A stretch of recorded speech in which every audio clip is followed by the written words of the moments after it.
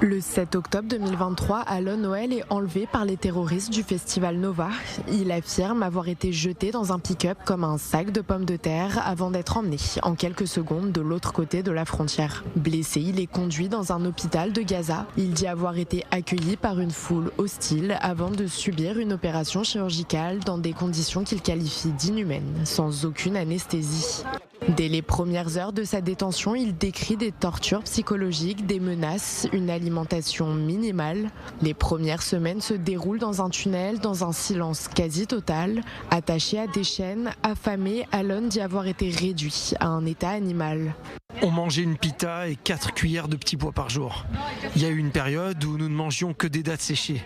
Mais toi, tu sais que les terroristes ont de la nourriture. Tu te dis, au final, on s'habitue à la faim. Mais non, ce sont des douleurs dans tout le corps. Tu ressembles à un squelette. Tu te regardes et tu vois un cadavre. Et ça leur fait plaisir. À plusieurs reprises, il pense mourir, mais il se raccroche à une idée simple, revoir sa famille. Dans cet enfer souterrain, il se lie à d'autres otages, notamment Elie Charabi, qu'il décrit comme une figure paternelle, un repère dans la panique et les crises de nerfs. Il me soutenait et me remontait le moral là-bas. Il était là pour me serrer dans ses bras. Il était comme un père. Quand Elie Charabi est libéré avec 2 autres otages, Alon se retrouve seul. C'est là que l'un de ses geôliers le harcèle sexuellement. Parfois, j'allais me doucher et un terroriste venait me savonner.